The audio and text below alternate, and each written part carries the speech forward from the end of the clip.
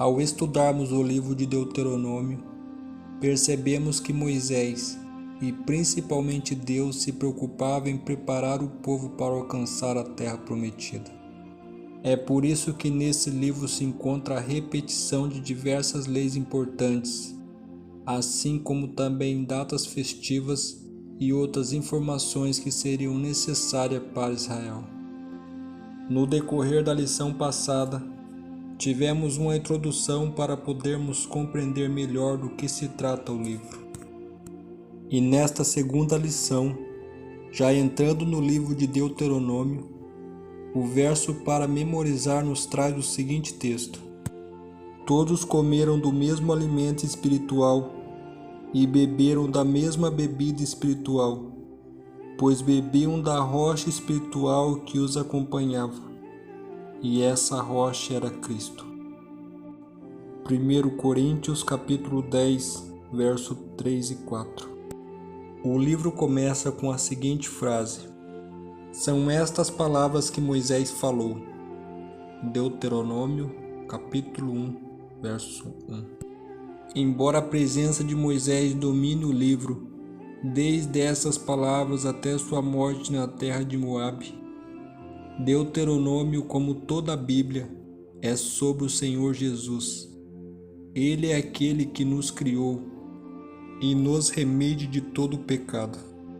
Em um sentido mais amplo, esse livro revela como o Senhor continuou a criar, sustentar e redimir seu povo nesse momento crucial da história da salvação. Moisés estava agora diante da terra prometida, e os filhos de Israel estavam prestes a entrar em Canaã. E embora Moisés não pudesse entrar na terra da promessa, ele teria agora por missão orientar e dar uma lição histórica para os herdeiros de Canaã. E para uma melhor compreensão, é essencial saber por que Moisés não entrou em Canaã. E para isso é preciso voltar aos 40 anos que o povo hebreu esteve no deserto. Quando estavam na caminhada, o povo hebreu teve sede, e não havia água para eles beber.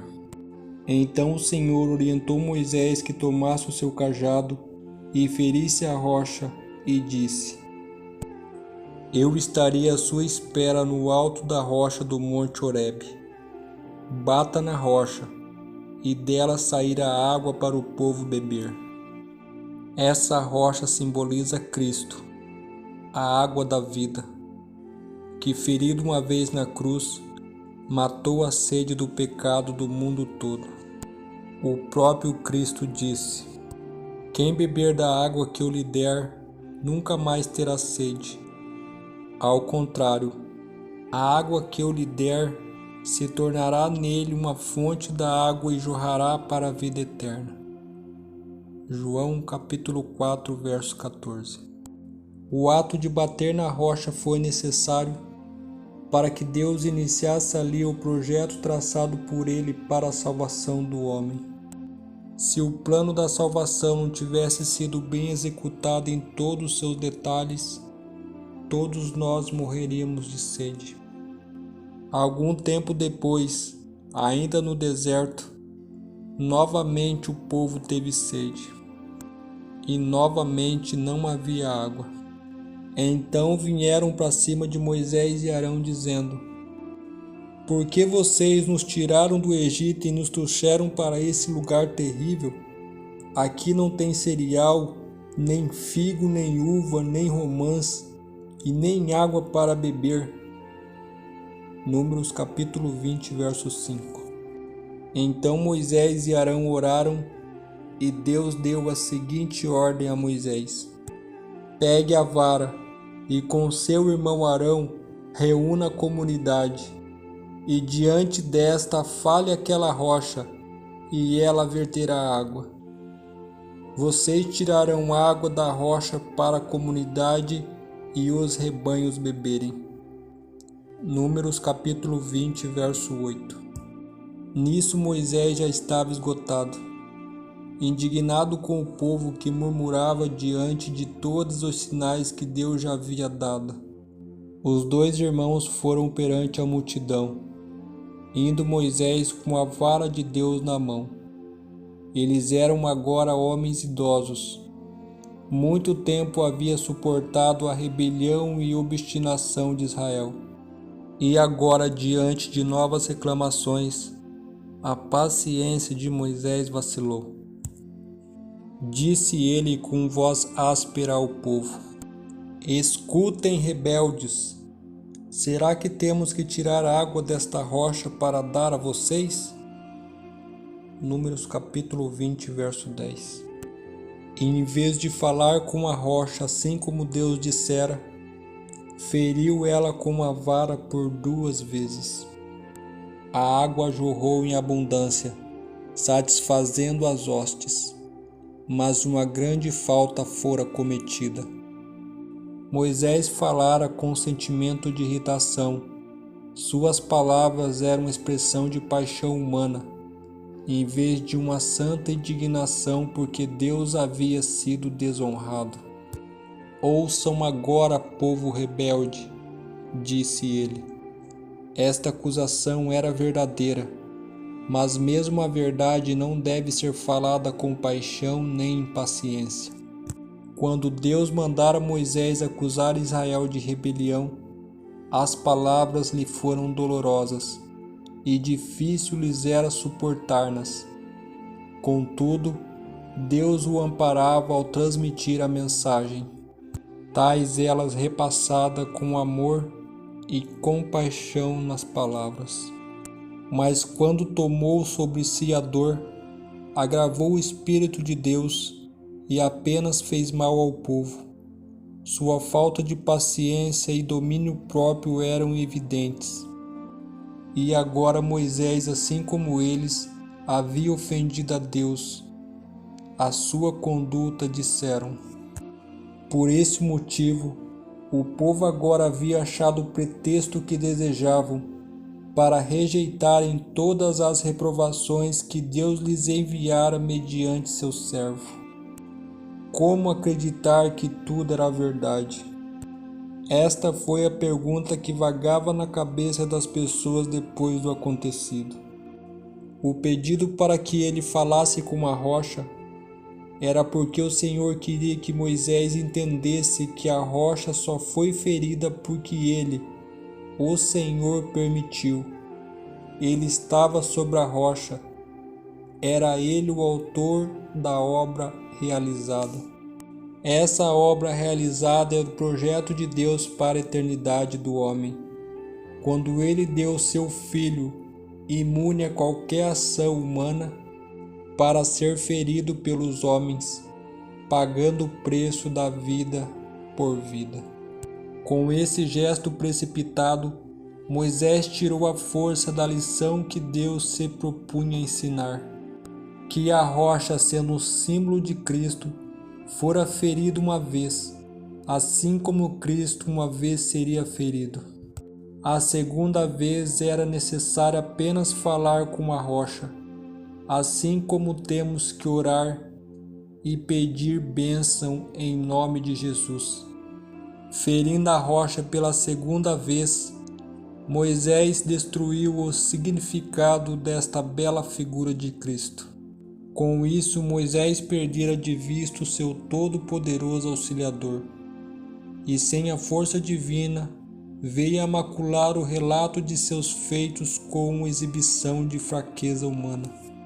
O homem que podia ter permanecido puro, firme e abnegado até o final da sua obra, fora finalmente vencido.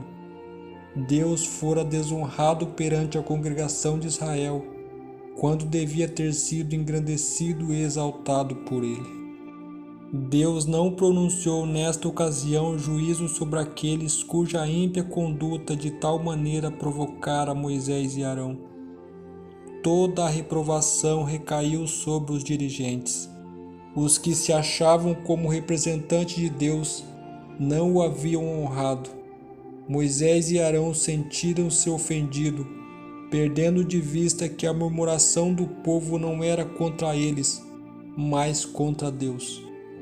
Foi por olharem a si mesmo, por apelarem pela sua própria simpatia, que inconscientemente caíram em pecado e deixaram de pôr perante o povo o seu grande delito para com Deus.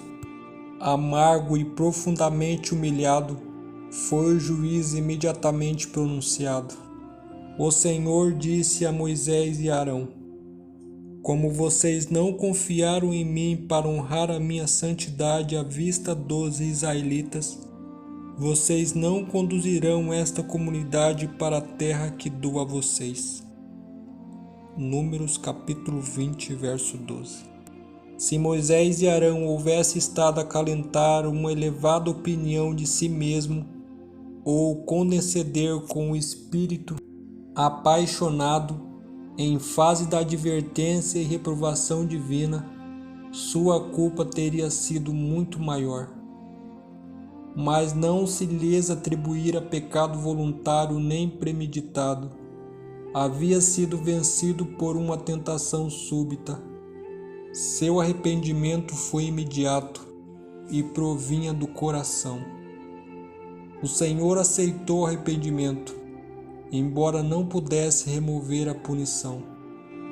Moisés não ocultou a sua sentença, mas contou ao povo que, visto ter deixado de cumprir glória a Deus, não os poderia guiar à terra prometida.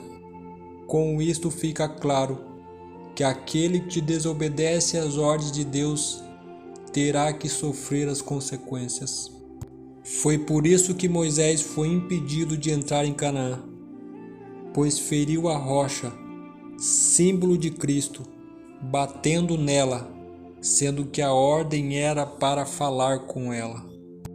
E agora, arrependido e perdoado de seu pecado, era só esperar as consequências. Deus nos perdoa, mas não tira a consequência do pecado. Moisés agora tinha uma última missão: preparar aquele povo, aquela nova geração de israelitas, para entrar em Canaã. O livro que estamos prestes a estudar nesse trimestre é recheado de conselhos de Moisés. Conselhos não só apenas para aquele povo, mas para todas as gerações, incluindo a nossa. Deveríamos atentar para esses conselhos, considerando que estamos nas fronteiras de uma terra prometida melhor. Ao recapitular nossa história, revendo cada passo do nosso progresso até o momento atual, encho-me de admiração por Cristo e de confiança nele como líder. Vale a pena obedecer, pois a recompensa são as bênçãos de Deus em nossa vida, e isso faz com que todas as coisas conspirem em nosso favor. Que Deus possa abençoar a todos, e que ao estudar o livro de Deuteronômio possa lhe recair paz e tranquilidade. Que o Espírito Santo possa nos trazer entendimento, e não só apenas para entender, mas principalmente para viver as mensagens aprendidas. Assim oramos, em nome de Jesus. Amém. Até a próxima.